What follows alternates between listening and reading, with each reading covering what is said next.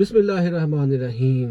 प्यारे दोस्तों, प्यारे स्कॉलर्स, मैं हूं आपका होस्ट डॉक्टर मोहम्मद आज़म समीर। लास्ट वीडियो में मैंने बताया था कि मैं आपको नेक्स्ट भी बताऊंगा कि पहले तो मैंने आपको टॉप स्कॉलरशिप बताए थे, फिर मैंने बताया था कि उनके लिए क्या क्या डॉक्यूमेंट्स चाहिए। आज मैं आपको बताऊंगा कि कौन से स्कॉलरशिप आपको अप्लाई करने चाहिए। वैसे तो 20 से 25 स्कॉलरशिप है, तो इस वीडियो पे जमे रहिएगा, क्योंकि अगर आप चाइना में पढ़ना चाहते हैं और अगर आज आपने इस वीडियो को कर दिया स्किप, तो फिर आप ढूंढते फिरेंगे, आपको ये वीडियो नहीं मिलेगी।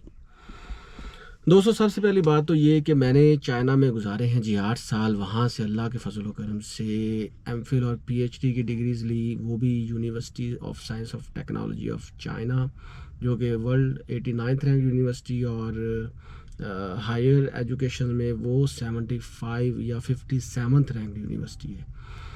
तो इतनी बड़ी यूनिवर्सिटी, इतना बड़ा स्टैंडर्ड, मेरा प्रोफाइल भी अच्छा था, लेकिन कौन सी ऐसी चीज़ें थी जिसकी वजह से मुझे स्कॉलरशिप मिला। देखें, याद रखें, बड़े काबिल लोग हैं चाइना में, बड़े काबिल लोग हैं पाकिस्तान में, लेकिन उनको वीज़ा नहीं मिलता, उसके लिए उनके डॉक्यूमेंट्स पूरे नहीं होते। दोस्तों, एक स्कॉलरशिप है एनसू स्कॉलरशिप। ये स्कॉलरशिप ऐसा है कि आपकी ज़िंदगी बदल देगा।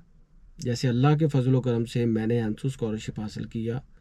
इससे पहले कैस्टवा स्कॉलरशिप होता था, वो 8000 RMB पर मंथ मिलते थे आपको, 8000 RMB, और जाने आने की टिकट्स भी होती थी, एक दफ़ा जब आप जा रहे हैं और एक दफ़ा जब आप डिग्री करके वापस आ रहे हैं। अब उसकी जगह ले लिया जी एनसू स्कॉलरशिप ने। वो तो 7000 RMB देता है एक साल के बाद, पहले साल 6000 RMB होता है, लेकिन वो 1 करोड़ से ज़्यादा पैसे बन जाते हैं 4 साल के अंदर। अगर आपको वीज़ा मिलता रहे, अगर आपको पैसे मिलते रहें, तो 1 करोड़ से ज़्यादा पैसे मिल जाते हैं। इतनी ज़्यादा रकम करना क्या है? एनसू स्कॉलरशिप USTC या यूकास, ये 2 इदारे लेते हैं। 200 के लगभग इसकी तादाद होती है। USTC में 120 और यूकास में 80 के आसपास उन्होंने स्कॉलर्स लेने होते हैं। करना ये होता है कि आपकी डॉक्यूमेंटेशन बहुत अच्छी होनी चाहिए। दोस्तों, अगर आप PhD में ले रहे हैं एडमिशन, तो 2 चीज़ें आपकी होनी चाहिए परफेक्ट। पहली, आपका प्रपोजल अच्छा होना चाहिए PhD का, जिसके लिए आप अप्लाई कर रहे हैं। दूसरा, एक्सेप्टेंस लेटर। USTC या यूकास का कोई प्रोफेसर अगर आपको एक्सेप्ट कर ले और आपका प्रपोजल वो एक्सेप्ट करके कहे कि मैंने इस बंदे को लेना है, तो फिर आपका वीज़ा रिजेक्ट नहीं होता, आपको स्टडी वीज़ा मिलता है और आप एनसू स्कॉलरशिप भी हासिल कर लेते हैं। इसकी तमाम डिटेल्स मैं पहले भी अपनी वीडियोस में बता चुका हूँ, बार कह चुका हूँ, लेकिन फिर भी मैं उसका लिंक ढूंढ के यहाँ पे लगा दूंगा, उसको ज़रूर पढ़िएगा। दूसरा स्कॉलरशिप जो आपको अप्लाई करना चाहिए दोस्तों, वो है पीकिंग यूनिवर्सिटी का स्कॉलरशिप। दोस्तों, वो 10,000 RMB से ज़्यादा उसकी अमाउंट है पर मंथ, लेकिन वो लेता किसे है? वो लेता है उसको है जिसका HSK 5 हो या HSK 6 हो, और उसने चाइना से ही मास्टर्स किया। और USTC की मैं ये भी एक खासियत है कि जिस बंदे ने वहाँ से MSc या मास्टर्स या MPhil किया हो, वो उसको ही लेता है, क्योंकि उसको पता होता है कि ये रिसर्च को जानता है। जो शख्स यहाँ से मास्टर्स कर सकता है, MPhil कर सकता है, वो PhD भी कर लेगा।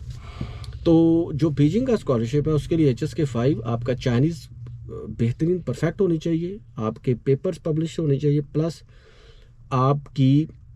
आपका जो प्रपोजल है वो जानदार होना चाहिए। ठीक है, तो ये जो स्कॉलरशिप है, इसका और एनसू स्कॉलरशिप का मैं लिंक भी लगा रहा हूँ इस वीडियो के डिस्क्रिप्शन में। इसके अलावा दोस्तों, आपने CSC यानी कि चाइना स्कॉलरशिप काउंसिल, उसका स्कॉलरशिप अप्लाई करना है। चाइना गवर्नमेंट स्कॉलरशिप इसको बोलते हैं। चाइनीज़ गवर्नमेंट स्कॉलरशिप के हवाले से बहुत मशहूर है। इसकी अमाउंट थोड़ी सी कम होती है, लाइक PhD को वो 3500 देते हैं, 3500 RMB, जिसमें से 1000 RMB उसका रहने का काट लेते हैं।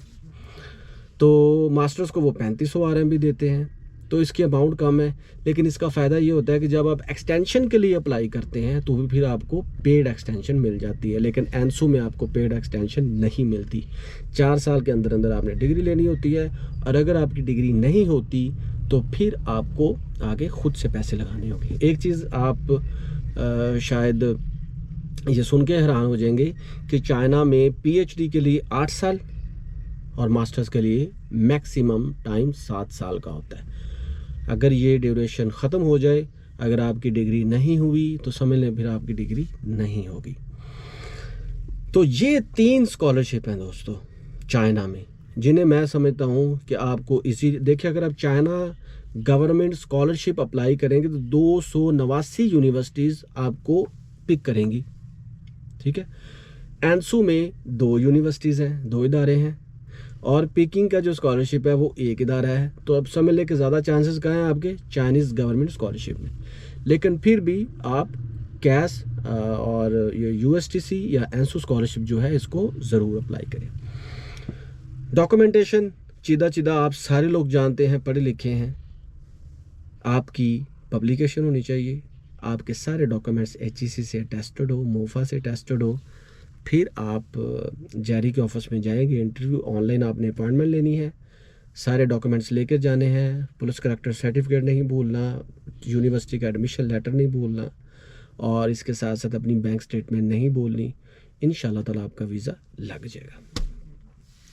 तो दोस्तों प्यारे स्कॉलर्स, आज की वीडियो का अख्ताम होता है यहीं पे। कोई सवाल हो तो पूछना ना भूलिएगा। Thank you so much.